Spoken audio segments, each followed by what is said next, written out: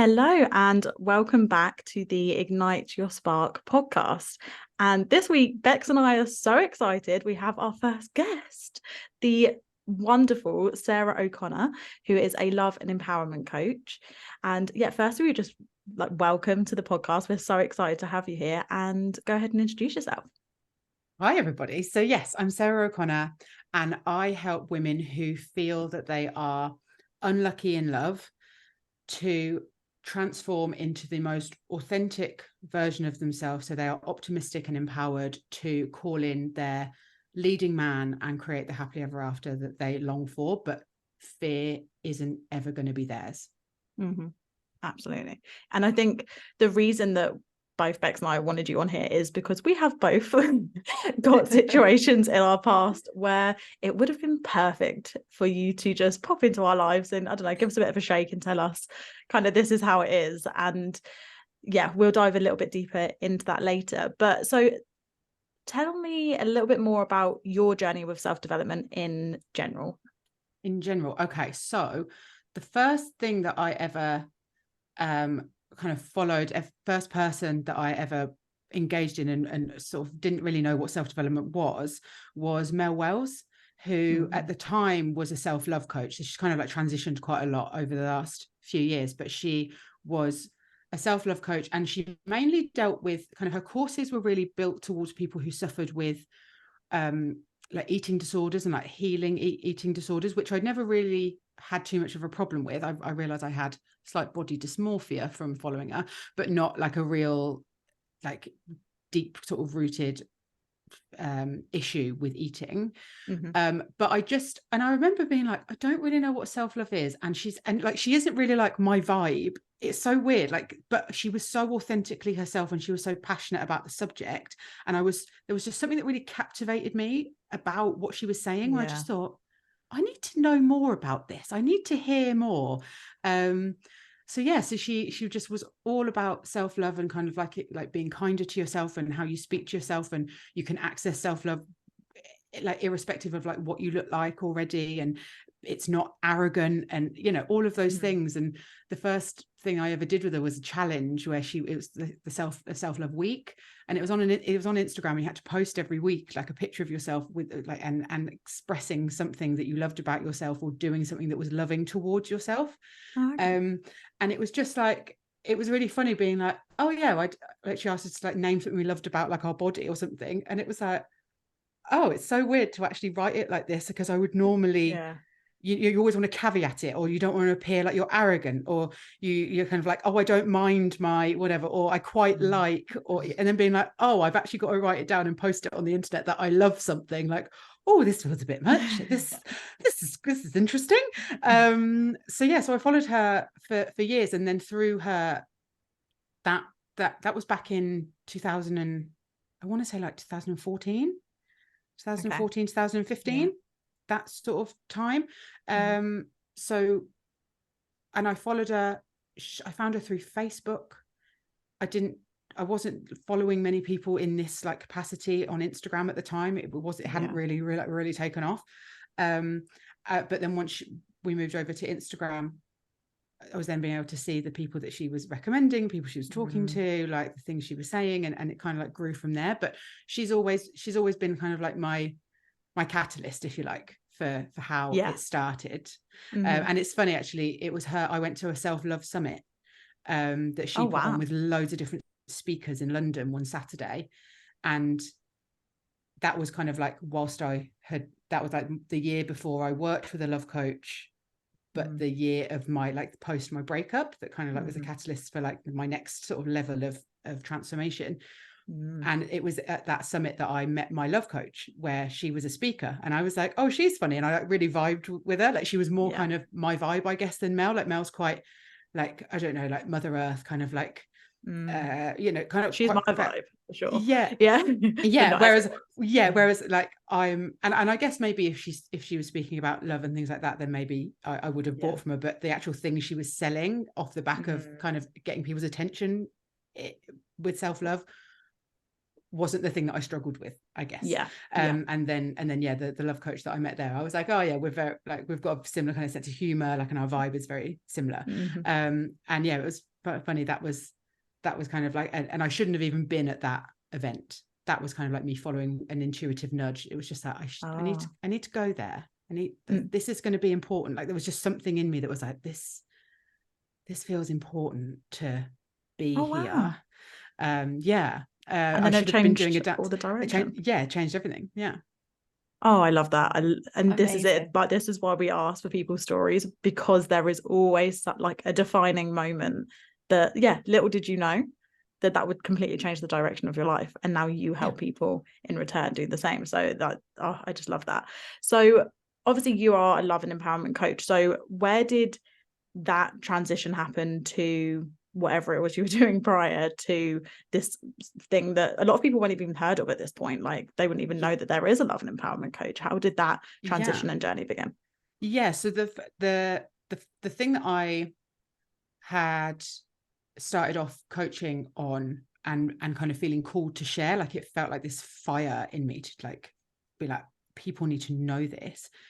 And I kind of landed on empowerment coach. I think because I'm quite like sassy, like like mindset coach didn't really suit me. So, no.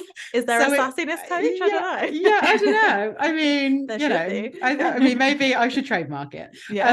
But it was kind of like an empowerment coach, and the reason that had come about was due to a breakup. So I'd been engaged, and it catastrophically sort of fell apart to the point where I was like, okay, I need to get out of my house. Like this is so over. And I'm more than happy for us to dive into that more if you want to ask questions about it. But just that ended. And I was initially like, I think when you have a breakup, the way I describe it is it feels like someone has taken your entire life and just like, it feels like it's made of Lego and someone's just come and like crashed it all over the floor. And you kind of look at it and you're like, that's my life. Right. That's that. So I thought it was going to look like this. And now I realize how fragile that was, because now this one thing has changed and everything is now on the floor. And I don't even know which bits I'm going to pick up. I don't know how I'm supposed to. How do I rebuild? Yeah. Which parts am I going to rebuild? Like, how does this work? And because everything had been really bad in the relationship towards the end, I initially was really happy about the breakup. Like I was really like, just in like kind of just like this sense of like freedom, this like weight had lifted. I think because I'd been trying to hold it all together and failing miserably, because I liken it to like I was trying to like save us in like a sinking boat, and he was there with like a chainsaw just like cutting more holes in it. I'm like, oh, great. Like that's I laugh now, but in the moment like but you know, in the moment you're like insomnia and panic attacks, awesome. But like when you look back at it, you're like, oh, no wonder I was like absolutely struggling. Being able to, so initially when I got like away, I was like, freedom, amazing. And the reason that the empowerment coach thing came into play was because after a few months, when I was sort of like trying to piece everything back together, I had this sort of like weird epiphany of like, I don't even miss you. Like, holy shit. Who you were engaged to as well, like engaged. Not just a relationship. No. And I thought, oh man, I've been had here. Something has gone awry. something has gone catastrophically wrong, that I was following all of the tick boxes, checklist stuff that people tell you is the thing you should be chasing. Like the job, the mortgage, like the ring, the relationship, the ring, the wedding, tick, you've made it. Like, and then kids, you know, whatever. I was like, no, I was like, fuck this. I was like, all bets are fucking off. I was like, I will never do anything again whilst just because I'm told I'm supposed to do it. Because I was like, I also had no real understanding even at the time of like, as someone who would, if you knew me from like work, for example, I had always been like quite outspoken and quite sassy, quite about how you probably see me online. Like I was kind of very much like that kind of vibes. And I thought, how have I ended up settling for someone who now I don't miss. Like, what on Yeah. earth? And I remember thinking, as I was saying to my friend, I was like, I feel like I've like been following a map thinking I'm about to get to the Seychelles and I've ended up in fucking Skegness. Like, what the Yeah. fuck is this? Like, I was like, Yeah. this is not it. Like, and I don't know what it is, but I remember just having this like rush of like, I don't even know how this has happened, but I know everyone needs to know about it. I Yeah. know that everyone needs to know that they can say fuck off to anything that Yeah. actually isn't embodied with what they want. That's where the Exactly. empowerment stuff came from. Yeah. And then as I was learning about and trying to figure that out, Mm-hmm. I then landed on, I was also starting to date and starting to notice that I didn't really know who I was when I was dating, that if I really liked somebody, I didn't know how to show up. I didn't really know what being myself even meant. Mm-hmm. And I would look at like I'd stalk them on socials and check what their exes looked like, and then see, oh, maybe, you know, am I enough of like them but not too much like them, and what was the reason they ended, and Yes. what should I wear, and like what version of me should I wheel out to them today to make them choose me. Like Mm-hmm. it felt so, it was exhausting, and I was starting to get this sort of recollection of like, this could be a problem. this Yeah. this might be part of the issue. Like this might all be connected. Like how you've Yes. ended up doing that and settling with that guy might also be why you can't figure out who you are when you like somebody and you actually like them.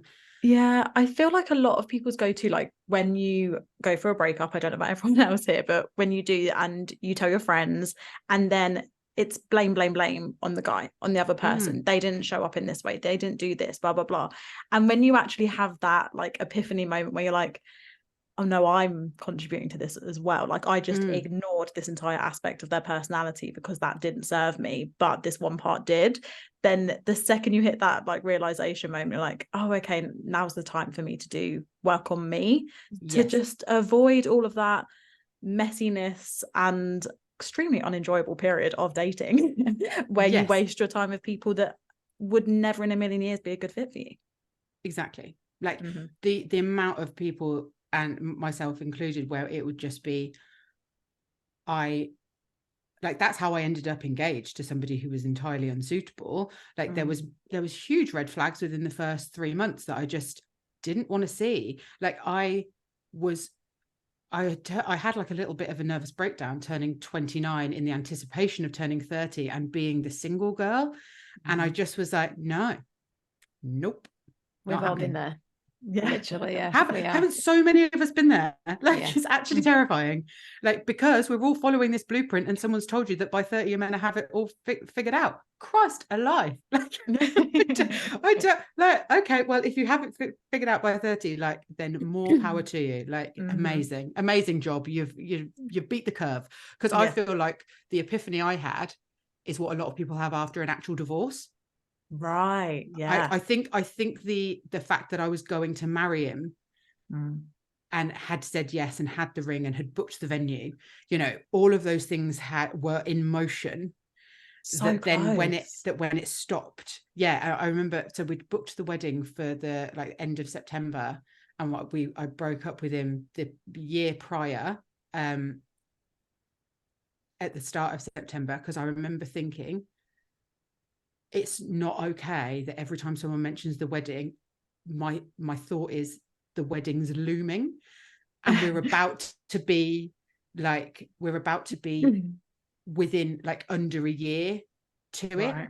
It can't happen. I cannot do it. Like I just can't. Like I know that this is so wrong. Like it's so not what I'm supposed to be doing. But also I'd done 3 years of pretending that everything was all right. Was it that long? Yeah. Gosh. Oh, wow. Yeah. So we broke up when I just turned. So we got together when I was 29. Yes, 32. And you So just, just over 3 years. you do what you think is right. And then you come out of it and you're like, so like there was nothing wrong with the relationship I had. I was very young, but I had a 4-year relationship, and you come out of it and you think we were an awful fit for each other. And you just think 4 years, that's such a long time. Like it's never, these relationships, it's never like, oh, I had a 6-month relationship and I learned a lot. It's always like, oh no, I spent 4 years of my life with this person that I was not compatible with in the slightest, and then learn everything. And like, everything happens as it should. And obviously, although it wasn't an enjoyable outcome, it has led you to this path which you are so aligned with. But it's, yeah, in the moment, not so fun. Yeah, I so completely trust the timing of my life. Like, I have got literally no regrets about how much time I spent with him, how many signs from the universe and like nudges of like, you're gonna pay attention to this breakup? No, okay, we're going again. Okay, lovely. Like, it literally, it was almost like, I'm gonna have to make you so uncomfortable, like the universe being like, okay, we're really fucking going there. Like, I'm making you, like, you cannot miss this one now. Okay, like we're getting so bad that now the only solution is for you to pay some fucking attention, Sarah. Okay, lovely, great. Gosh, like, that is so true. That is absolutely so true. Like we were talking, Lisa, like every relationship that you've had, like you're in these situations and it's like there's something inside of you that kind of knows. And then you're like, oh no, and then like you said, it makes it so uncomfortable. And I posted something on my Instagram recently about it, because that was a moving block for me. Like, it made, you know, going back to my previous relationships, but so uncomfortable, I had no other choice but to leave. Like, it was just too painful to stay. It's so true. Yeah, absolutely. And then because it's an invitation, it's an initiation to say, hey, you're recreating something here. Yeah. You get to heal this if you want to take some notice of it. And then we often are like, no, it's fine. No, it's fully fine. Yeah. And also, like, I'm quite envious of people that have the access to like the coaches and like the online space now, because when I was going through it, like back in 2014, like that when I would have maybe had a breakup, I'd have been like, oh, this is really terrible. Like, I think maybe I should be speaking to somebody here. I had nobody like on an Instagram feed being like, this is why you feel like this. This is what, you know, I didn't go. And even when I, you know, in 2019, when I worked with a coach, I was so oblivious to some of my own patterns, what it was called. Like, I hadn't intellectualized any of my experience. I hadn't been like, oh, well, obviously I have an anxious attachment style, and oh, you know, yes, I've got a father wound, which I don't. But like, you know, what, like, where a lot of people will say certain things, and then you're like, they get stuck in the understanding and being able to talk about what it is that they do. But really the key in changing anything is the implementation of being like, okay, so now it's time to do something with that information. Like, the self-awareness is the first step. And big time. And sometimes it's sometimes it's like reading about anxious attachment and then being like, oh, okay, now I need to do something. Or just someone like, or you knowing in yourself, you know, when a breakup's happened or whatever, being like, there might be something here. Like, this might have and this might feel quite similar to something else that's happened. Like, the common denominator here would be me and who I'm choosing and how I'm behaving. And but it's, you know, it's a minefield, like, because you can't see your own blind spots. It's so hard. Exactly. So I was kind of probably the opposite way around to that I was in a relationship and I had the self-awareness. I was always like, I know that at some point I've got a lot of work to do on myself before I can have a happy and healthy relationship in the future. I just didn't think that the relationship I was in was a long-term relationship. So I was like, and it was during COVID. So it was like, I'm happy, we're happy, that's fine. And then it got to a crossroads where it was like, okay, the future has arrived, but we can't just keep happy in the moment. Like, I'm, although having a great time, not in a place where I can have a healthy relationship because I've got a lot of stuff myself I need to deal with. And then we ended the relationship. And it's really interesting now that, like, I see accounts like yours, because my cousin, I was obviously heartbroken, you know, the usual breakup fun stuff. And she just sent me like a quote or something, or a post that this love coach had put up. And I started following her, and it just changed the game for me. I felt seen. I felt normal. Like, because everyone knows that you feel a little bit all over the place when you're going through a breakup. Like, it's not fun. It's not fun at all. And you don't know what to do with your emotions and your thoughts. And for me, I was trying to work on myself so I never had to go through this pain again. I never wanted to end a relationship because I wasn't in the right place again, but I was still heartbroken and dealing with those emotions. So to have that account, and it was exactly that, it was just having those daily posts, her stories, I kind of became a bit obsessed with it, to be honest. Like, it was my safe space. It was like, podcasts. I would listen to podcasts all days because I couldn't be alone with my thoughts and stuff like that. So I see so much value in the work that you do because I firsthand have been helped by it. And if it wasn't for me having that self-awareness straight off the bat, I immediately started, like, I didn't one-to-one work with her, but like I bought some of her online stuff and kind of did that to work through it. And my turnaround was really quick because I had the awareness, because I knew straight off the bat, it sits with me and I've got work to do. And so much so that, like, fortunately I came from a very healthy, happy relationship in all other aspects. So once I had done the work, then we got back together. But it's because I did the work. Because otherwise then we would have got back together and then 3 months later we would have broken up again, or it would just been hell. Well, exactly. A lot of people like hope for a rekindling, don't they, after a breakup? And it's like, that's fine, but only if it feels like a forward step, even if it's with somebody from the past. Like, unless if it feels just like you're just reverting back into an old pattern, something that you know isn't going to work, and you've got no evidence that you, them, or both of you are going to show up any differently to create different results. You're like, it's not meant to be. You're just in a toxic cycle. Yeah, exactly. And it is exactly that. It's just a cycle. Whereas both me and him had done the work separately. And like, I totally believe the fact that, like, even once we got back together, then we've both continued to do the work. But the fact that we were both willing to do the work, because you can't drag someone to a progress and like a better version of themselves if they don't, one, have the awareness, or two, want to. And then you just repeat the same thing over and over again and wonder why you're getting the same results. And I think that's what's so powerful in the work that you do. Like, I see all your content and stuff and just everything, I'm just like constantly agreeing in the background, like, yes, it is. Like, it's like we said earlier, before we recorded, that it's obviously, all of it is so obvious once you know. Once you know it. Yeah. But then it's like, when it's like pointed out to you and you're like, oh, it's that. Oh, it's me. Oh, or just like you say, like the validation of like, oh, I'm not the only one that's felt like that.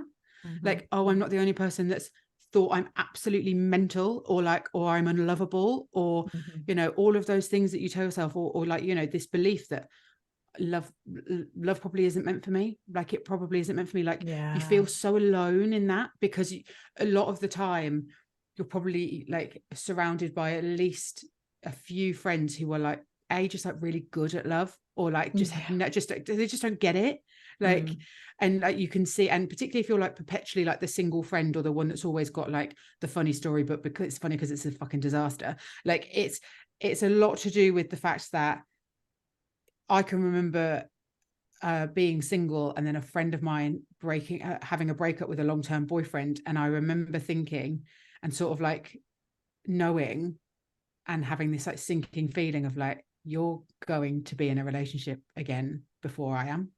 I already sort of know this, and like, it's going to be like the best guy ever, and like just immediately, and I'm just not okay, going to know how you've done it, and I'm not going to know how we're so similar in lots of ways, and we're really great friends, and yet I don't seem to be able to get someone to, because I never really had a problem with like a guy's desiring me. I always led with sex, I led with flirting, like that's always been like, that felt quite natural, and that was also very validating. But that came out of, I've realized with doing a lot of work, my core wounds were from being bullied incessantly at school, and being told by girls and guys that I was disgusting. Like, so when I was then able to learn how to flirt and like get someone to, it's like, the fancy me, it feels really powerful, very validating to that inner teenager that was like, who you calling fucking disgusting? Have you seen him? There's like it, but it's a real adolescent like mentality, juvenile, like, it's really juvenile. It's like, really unhealthy, and but it's unhealthy when it becomes like your identity. Like, it's really unhealthy. Exactly. And it's really difficult to try to, because actually what you're chasing is like a real quick high of like, look, I've got them to fancy me. But when they never choose you and they never value you, they only ever desire you, what you're actually doing is validating the inner version of you that's like sad and upset and scared and worried that you're not lovable. You're kind of proving that to them too. And that's the bit where you're always hoping that the person who desires you is also going to value you. But you need to value yourself first. that has Absolutely. to come first, and then everything else is a knock-on domino effect. But it's got to be done from you going, oh, that's why I behave like this. Now I need to behave in a different way to get a different result. But when it feels like it's part of your personality and it's just like who you are, really hard to spot, really hard to take responsibility for the results that you're getting. But that's why I use like the inverted quotes when I'm like, I work with women who feel unlucky in love, because that's not a fundamental truth. That is your fundamental belief of, because that's the experience that you've had, but the experiences that you've had up to date have been co-signed by you, whether you want to admit that or not. The stuff that you have tolerated, the stuff you have ignored, the behavior that you have engaged in that has meant that this has been a perpetual cycle, so that your overarching belief is that you're unlucky in love. Babe, I promise you aren't. It's on you too. Like, you have been choosing it, you have been tolerating it. And a real good litmus test for like someone's self-worth and like where they're feeling is like, if you're being treated like shit and you're staying, your self-worth's in the fucking toilet. That needs some work. Like, if you're making excuses, if you're ignoring bad behavior, like, you can be as sassy as you like I was a sassy little bitch, and I tell you what, my self-worth was in the toilet. Oh yeah, there was it's normally a none of it. telltale sign. I'd get into bed with basically anyone who gave me a smile. Like, okay, lovely. Like, awful. So it was really challenging to then be like, oh God, like when I was trying to unravel all of that, like how am I meant to be like sassy but also soft, and have like standards and boundaries but not be hard, and like that's like, it's really hard. Like, it's hard, and it's the reason that it's confusing. And it's like, by that point, like defining parts of your personality, and it's like separating the two. Like, I'm still this bold, confident character, but that doesn't mean that I, like, for me, it was kind of like, I kind of like play around with men because I liked the power of that, and that like played to my ego. And then if I was in control, then they can fuck me about. And you know the drill. You're probably in your head like that. But that's exactly it. And then it's to be like, okay, now I want to be this like better version of myself, but I like aspects of that personality, so bringing those aspects through without having to just be like, okay, well, you can't be who you were when you were 22. Like, you have to be this almost perfect figure, when it's like, it can be whatever you want. You just got to tweak and tidy up those little areas that aren't quite where they need to be. And that respect for yourself, more than anything, I think it all goes back to that, as just your respect and value in yourself, never mind the relationship. So when you had that time where you was working with a coach, was it a long period that you worked? About 4 months. Oh, okay. So 4 months. So and I remember signing up with her and thinking, because I was listening to a lot of podcasts and trying to, like, I was going to the self-love summit, and I was like pulling at different threads and like trying to figure stuff out and trying to show up better in my love life. I remember signing up and thinking, I'm probably like 80% of the way there. Like, I'm probably quite close, and I just can't figure out the last like 20%. To tell you that I was maybe 8% as opposed to 80. Like, oh my God. Like, I had no idea that I was in performance mode. I had no idea that I really no concept of where this behavior had come from or why. I just knew it was hurting me. And I remember thinking, like, once I would realize that, oh, that's actually not part of my true authentic self. That's a protective piece of armor that has been there because it was needed at the time. And it's now time to let it fall away. And that's really scary, but it's it's gorgeous though. Like, it's like the whole experience just like cracked me wide open. Like, and I remember leaving the experience being like, I feel like this is like, I'm leaving completely different to the woman that I walked in as, but more myself than I've ever been. Oh, beautiful. Like, what a moment as well to like have done the work. And that's why we want this like topic discussed on this podcast, because what better time to like dig deep, go all the way back to the core of yourself. It's kind of like that moment where you can think, no, who do I want to be? Because you kind of drift through life and you just end up being who you are just because you could just go. And then a moment like that, a breakup or something, causes you to sit there and reflect and be like, do I like who I am? And now is the point that I get to kind of tailor make who I want to be and show up as the person I want to be to go forward. Yeah, exactly. And the more that you do that, and the more that you're able to shine your authenticity through, for literally from the inside out, that's when you become magnetic to the people who are always supposed to be in your life. Like that's, and like bolster that with like, I've got a very strong spiritual kind of practice and like a real strong connection to the universe. Like I wholeheartedly believe that I'm a soul having a human experience, and my soul is like a little drop from the universe. And it's like when I feel like alivened and like kind of like at peace, but sort of awestruck, all of those things are the things where I'm most present, I'm most alive, and that's when I'm most magnetic. And that's one of the things I really like encourage my clients to develop is cultivate a relationship with something like a power that's bigger than you, because not only is it a great way for you to be able to connect to your soul so that you are lit up from the inside out and cultivate a life that looks like that, it's also very comforting when you're trying to shed parts of yourself that feel so like ingrained and they're so precious to you, and you're like, I don't know who I am if I'm not this person. Being able to like fall back on like, it's okay, like the universe has got me, I trust the timing of my life, like all of those things, like, you know, I've got no proof that is, you know, that exists, or that is how we are made up, but that's why it's called faith. Like, surrender. I believe it, and I lean on it because it helps me, whether it's the truth is kind of fucking irrelevant, like, because exactly, you know, like, and it helps me trust myself. So it's kind of like when I feel like I'm wavering and I don't know that I can show up as my best self, it's like, okay, like let's just like connect back to this higher power that I can say, do you know what's meant for me won't miss me. I can't make a wrong move. If it's wrong, it's because it's a lesson. Like there's no wrong term, there's no wasted time. Like just kind of really like bringing that sense of safety to my experience is been invaluable. Absolutely. Have you always, not always, but maybe have you always been spiritual in some respect and had some awareness?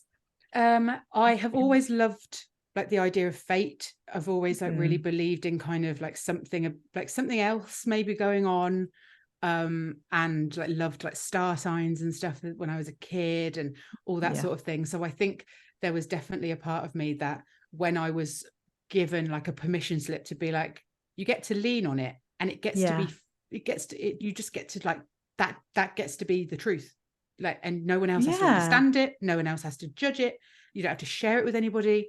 And actually when I first started like really leaning into it, I felt really conflicted about like how to be a spiritual person that doesn't I don't know, walk bare feet in Bali, go all in like pale colors and rub crystals on myself. I don't know, I'm the girl who's gonna like swear and wear lipstick and drink some wine, and I will also do some breath work and meditate and like you know, thank the universe for showing itself when it shows me 11:11, etc. Like I was I don't really like, I felt really at odds with like how to I think because I didn't know how to explain it, and then it was sort of just accepting that I didn't have to explain it, and it got to be just mine for a while. But actually being like, do you know what, I'm all right with it. I'm happy enough to talk about the universe and exactly. and okay. I feel like when we're younger, then it's all about acceptance, and like you might mention it one time to someone, and then it gets shot down, and you're just like, oh no, recording to myself, won't explore that anymore.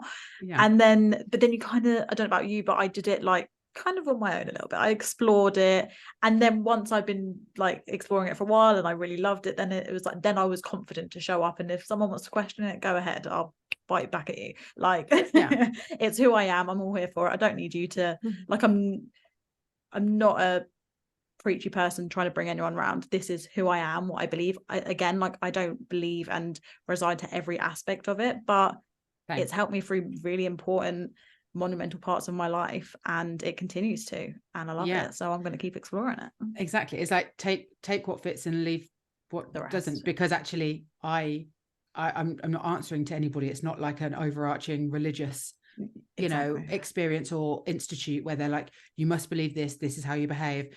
It's kind of always just checking back in with yourself, because actually your greatest source of wisdom, your strongest compass will always be the thing that's guiding you.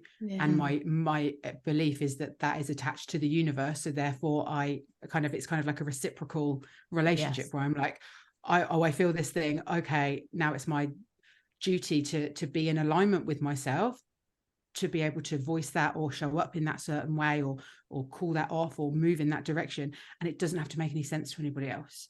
Like, as long as I've got my back, as long as I can back my decision, even if it doesn't make necessarily logical sense, I'm all right. I'm okay. Yeah. But exactly. then you've just got to look at the results, haven't you, from that? I mean, like we were saying, like, it's not everybody's thing and things, but like it helps you. And when you start, like you said, really fully leaning into it, the results that come from that, because that's naturally going to raise your vibration to then for you to attract more. So there's got to be something in it because of people that do it and like the results that you get from it. Yeah. Well, I always say, like, even if it quote unquote, I think what I always think about is, if you want to look at it from a purely scientific level, the best thing that you can think about is, okay, if my belief then affects my emotions, which then affects my actions, which has a direct impact on my results, and my results feed back in as either a negative or positive, like, confirmation of my beliefs. If you get to decide to change your beliefs, like, oh, actually, I get to believe that I'm always protected. I get to believe that I can't make a wrong move. I get to believe that what's meant for me won't miss me. So like, if you're dating, for example, and you're like, oh my God, I'm on this date, I've got to make sure that I do it right. So if I don't, I'm going to miss the love of my life. This is my last chance. If you choose to subscribe to a belief that says, what's meant for me won't miss me, I trust the timing of my life, I don't need to cling to this, all I need to do is show up and express who I actually am, I don't need to perform, I don't need to hide, I don't need to mold myself. If I get to do that, what's the emotion you have? Calm. Yeah. You're calm. You get to be playful. You get to flirt a little bit. You get to, if they say something you don't like, you get to go, oh, I don't like that. Like, oh, that's actually not something that doesn't vibe with me. And you get to go, oh, that isn't my person. Oh, okay. And so it directly impacts then your actions. So what actions you take based on the emotion that you've had, because your emotion is that you're clear and you're calm and you're like, I can trust, I can rest. I don't have to be hypervigilant. Like, that how is that not supportive? But the thing is, it doesn't. So that's why I'm like, it doesn't fucking matter if it's true. As long as you believe it. Like, I ask my clients to look for synchronicities, look for evidence that the universe is with you, look for things the way you're like, oh yeah, there's 11:11, or I was thinking about that song and it just got played, or I was thinking about that person, they just called me. Like, whatever it is, cultivate the relationship with it as much as you like. But at the end of the day, it doesn't fucking matter. Like, it doesn't matter if it's the truth. The thing is that you feel supported, so that it affects how you feel about it, because then you're more likely to be able to take action that scares you. And then the action is going to be the thing that changes your results. And then as soon as you start seeing different results, then that automatically feeds back into like, oh, I can believe that. Oh, okay.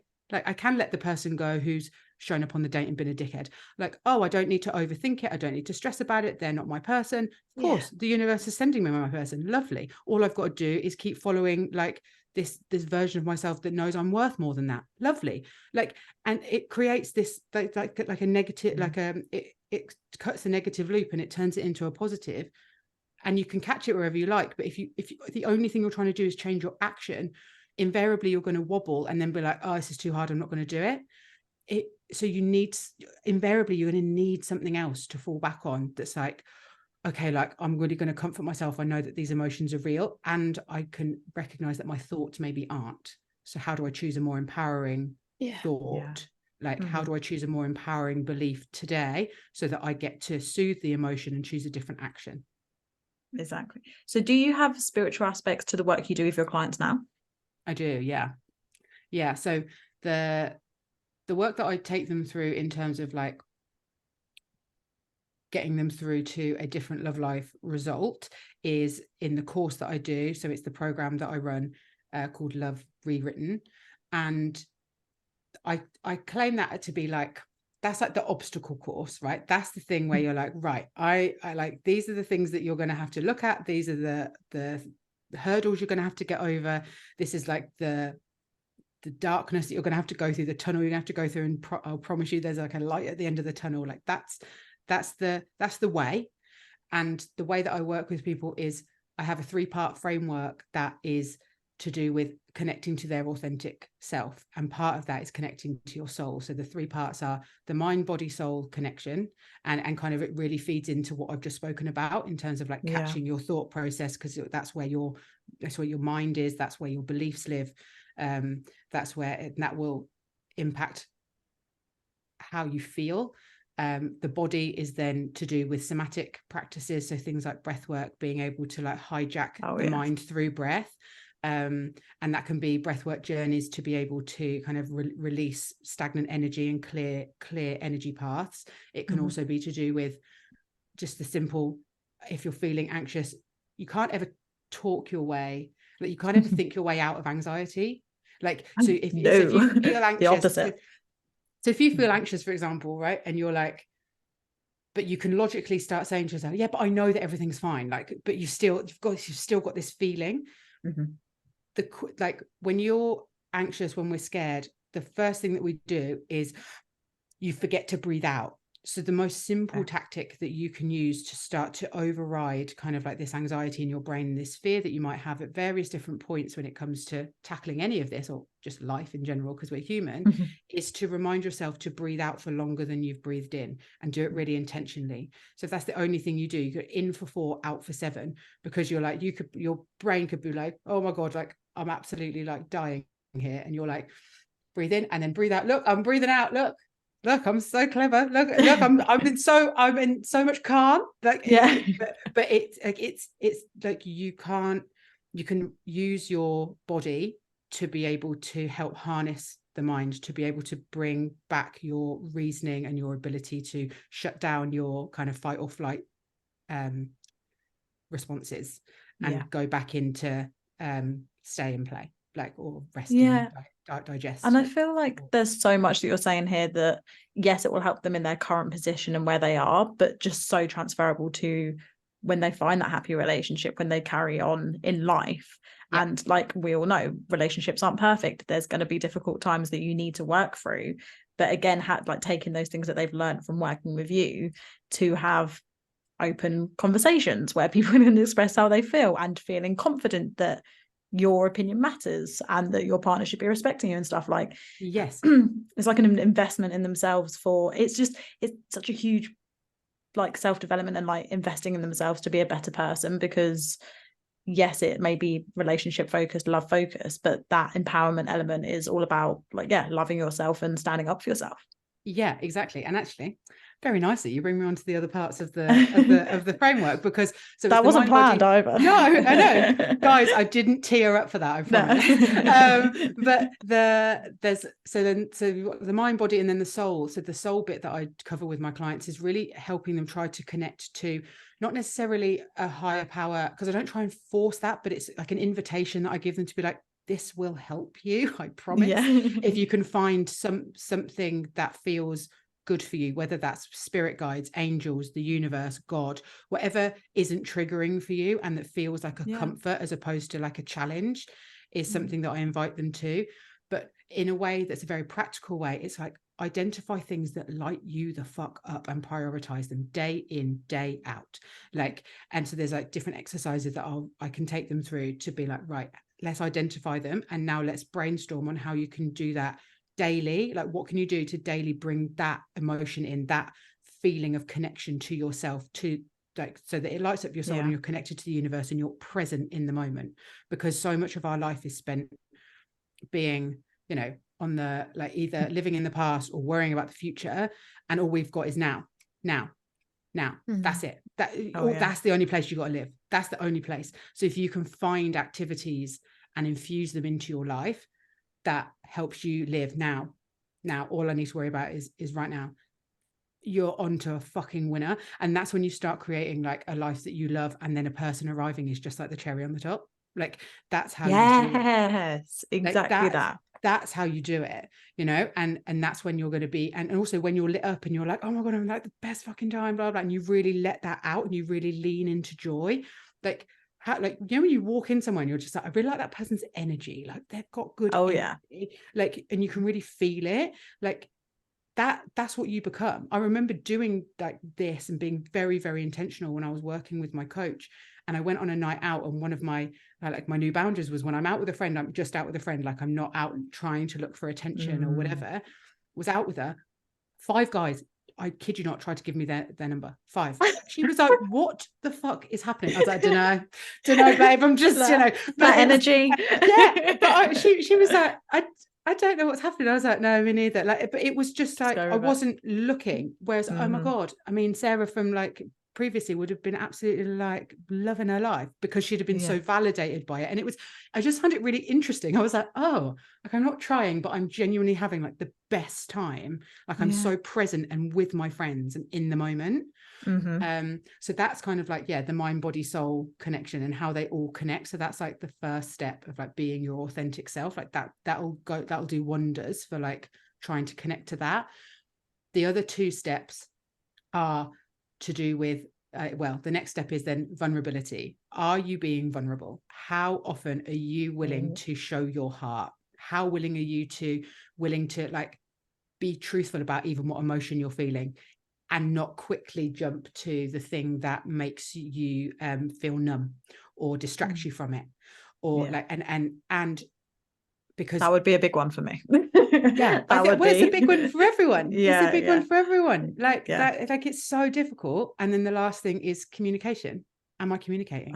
Like, again, so because, and that is so important then when it comes to like this feeling of empowerment, but also like, you know, practicing the muscle of confidence. It's like, okay, so I've been vulnerable enough with myself to acknowledge that I feel like this, and that this is what I'm going to need. Oh shit, now I've got to tell you, like now I've got to tell someone. And you know, and that's something that I practiced long before my boyfriend arrived, and my, you know, the partnership that I'm in now.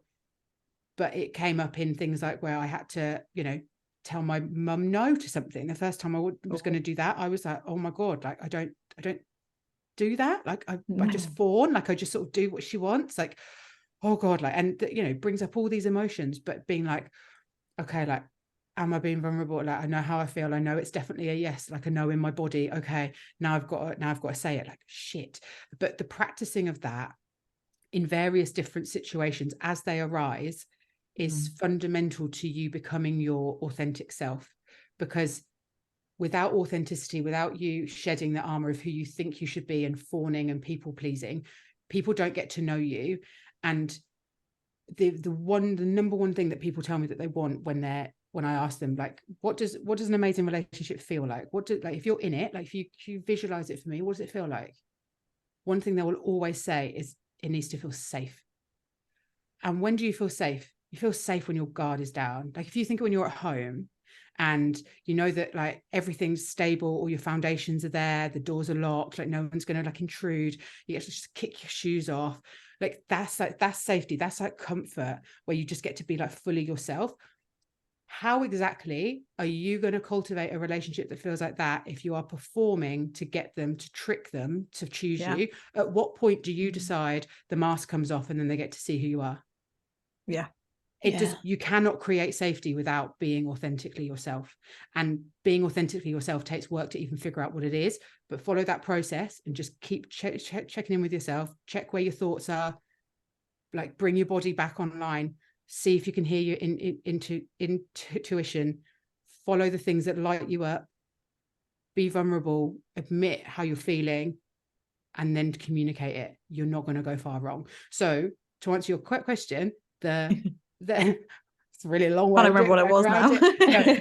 but in terms of that, like in terms of if the course that I take people through is the obstacle course, like if the program is like the obstacle course, that is the fundamental training that you need to go through and keep checking in on yourself with and keep cultivating to be able to do the work.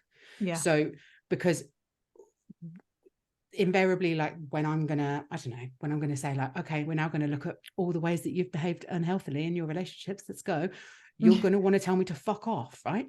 So it's going to be like, okay, I'm going to have to be really vulnerable, I'm going to have to admit my own mistakes, I'm going to have to like question my thought pattern. It's so hard. And I'm gonna have to admit my thought patterns to myself of like, and challenge them. And if you're someone who goes into like victim mode sometimes, like, oh, it always happens to me, oh, poor me. Okay, well, that's a choice. That you viewing that situation through that lens is your choice. And that is so challenging to be told that, and then being like, okay, so now we're going to think this and we're going to behave like this. It's very difficult to do that if you don't have something to fall back on when it comes to this framework, because you need a way to be able to access your authentic self, and it means getting vulnerable with yourself, because that creates safety with you, and then you can create safety with someone else. It's that perception is projection, isn't it, as well? And it's like what you put out to the world, like that is why you are attracting it back at some point. You know, it's something I get into with my clients as well. And it's changing their view of the world, if you like, isn't it? And like what you just said, it's like once you accept it and you're at that point where it's like, I've got the work to do here. I'm choosing to feel this, to see it this way, and getting them to change on that. Yeah. And like that's like some of the work where when you're working with a coach, particularly if you're working with me, and it's like, I invariably get to a point with my one-to-one clients and they're like, I don't want to do this anymore. This is just no point. Like, I'm just not gonna be able to change. I'm not going to do that. This is so much harder for me. This person gets this. And I'm like, okay, cool. So we've already discovered you go into victim mode. So is that what we're doing today? Like literally they just want to fucking hit me. Like, and I get it. Like, I get it. I love but that's why you're paying me. Like, because that's why it's like if you're at the gym with a coach and you're there like, well, I know what I'm supposed to do, but actually I can't do it. This is really hard. It's harder for me because I've got a knee injury, blah, blah. And you've got a coach going, yeah, cool. Well, that's why we've made that adaptation, isn't it? So you're going to just get on with it, or no, but you are though, aren't you? Because I'm stood here watching you. Okay.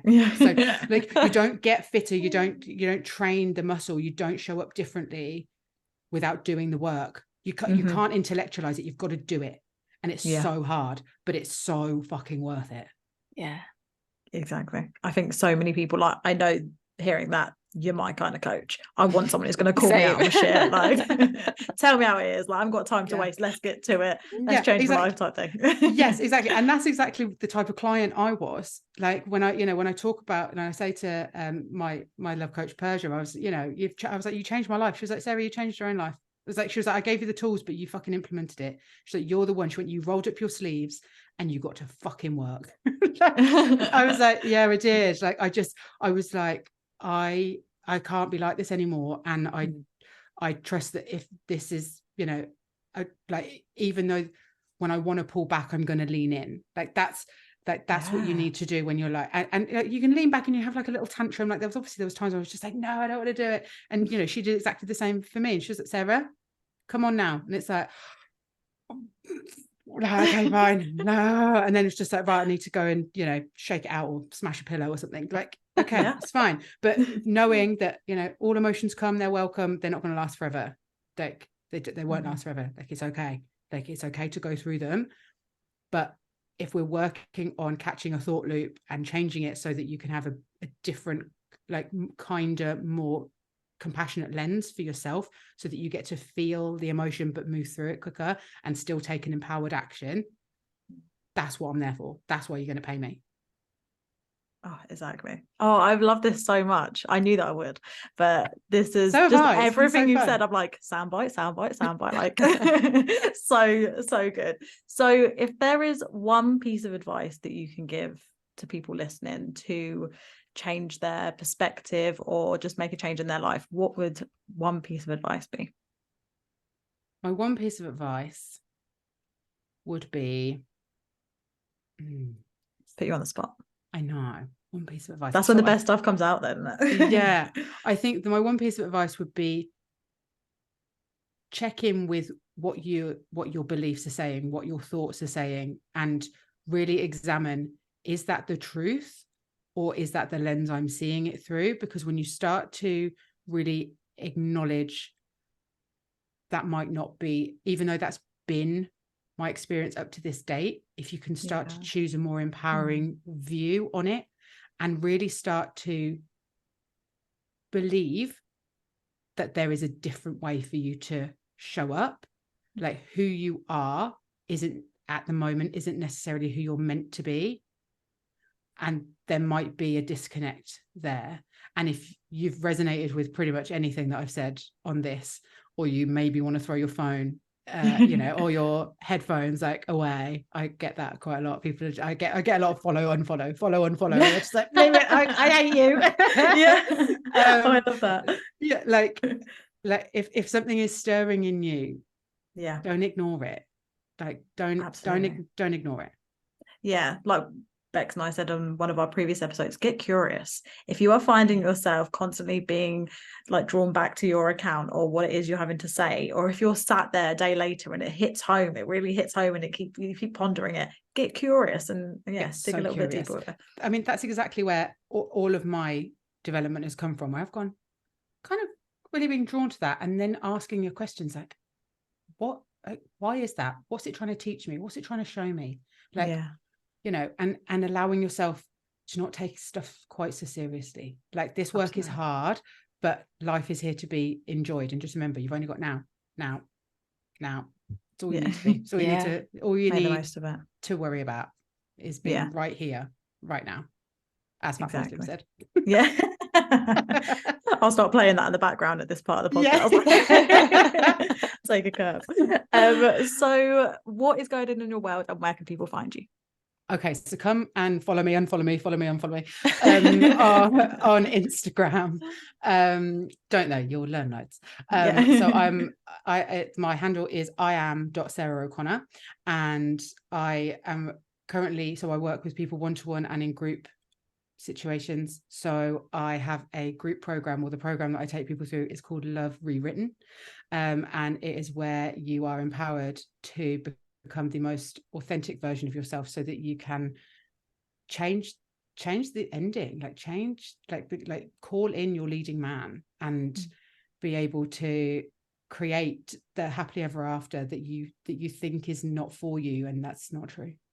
It's just your mind tricking you. I promise you, it's not the outcome you have to have. And it's my life's mission to invite women who are ready to be like, right, I don't know what I'm doing wrong, but I trust that maybe you can help me. So here we go. Pull their sleeves up and let's get to fucking work. Absolutely. Yes. I feel like everything you say, I'd like follow you into battle, like you are. Getting me all psyched up. And I guess that's empowerment right there, isn't it? So well, there you go. Up to the name. And also I much prefer speaking about these things and trying to write it, so that's probably why I'm better on a podcast as well. So. I don't know, your content's great. Like, I read it and I feel like you come across so well, like your personality comes across so well, which probably is a reflection of all the work that you've done. My authenticity coming through. Exactly. Amazing. Thank you so much for being on the podcast, and we've adored it. Thank you so much. Thank you so much.